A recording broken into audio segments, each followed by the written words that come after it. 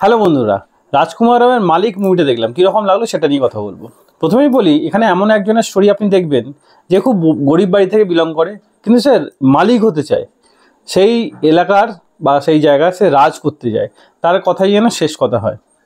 তো ফাইনালি সে মালিক হতে পারবে কিনা সেটাই দেখবো আমরা এই মুভিতে। দেখুন, এই টাইপের মুভি আমরা প্রচুর দেখেছি, তো স্টোরি কিছু নতুন নয়। একজন আরেকজনকে মার্ডার করে নিজে রাজার আসনে বসছে, সেটা আমরা প্রচুরবার দেখেছি, এখানেও দেখছি।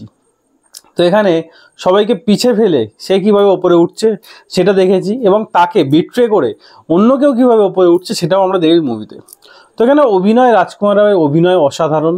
আর প্রসেনজিৎ চ্যাটার্জি বাংলার অ্যাক্টার, অসাধারণ অভিনয়। তাই কিছু সময় বাংলা বলতেও শুনবেন, সে অ্যাজ এ পুলিশ অফিসার অভিনয় করছে। আর এখানে স্টোরি যদি একটু করে বলি, সেখানে রাজকুমার রাও হচ্ছে একটা গরিব বাড়ির ছেলে। সে, তার বাবা হচ্ছে চাষ করে।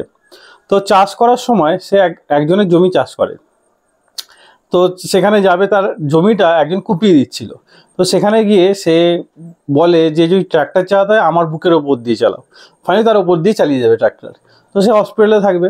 রাজকুমার রাও সেখানে যাবে, গিয়ে যে তার বাবার সঙ্গে এই কাজটা করেছে তাকে একদম বাজারে সবার সামনে তাকে জ্বালিয়ে দেবে।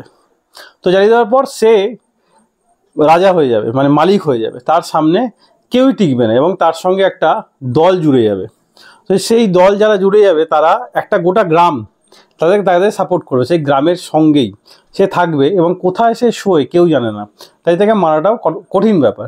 কিন্তু যদি কেউ গাদ্দারি করে তাহলে তো ফাইনালি সে মারা যাবেই। তো তার যে সবথেকে ক্লোজ, সে তার সঙ্গে গাদ্দারি করবে, প্রসেনজিতের সঙ্গে হাত মেলাবে, তার সঙ্গে গাদ্দারি করবে, সে হয়ে যাবে বিধায়ক। এবং প্রসেনজিৎ আরও বেশি এসপির ওপর বসে চলে যাবে। সেটাই দেখবো, এইটাই হচ্ছে মুভি স্টোরি। হ্যাঁ, মুভি দেখতে তো আপনার ইন্টারেস্টিং লাগবে, প্রতি পদক্ষেপে আপনাকে টার্ন অ্যান্ড টুইস্ট প্রতি পদক্ষেপে থাকবে।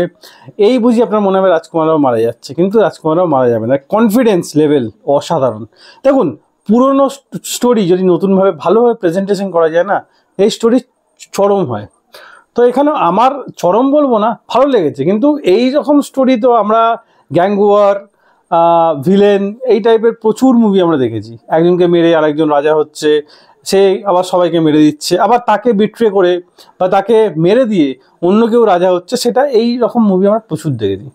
ওয়ান টাইম ওয়াচ, আপনাকে দেখতেই হবে এমন না, তো একবার আপনি চাইলে দেখতেই পারেন। সেরকম চরম আমার লাগেনি, ঠিকঠাক অ্যাভারেজ বলতে পারেন। তো আমি এই মুভিকে দিলাম 2/5 স্টার। আপনি চাইলে একবার ট্রাই করতে পারেন।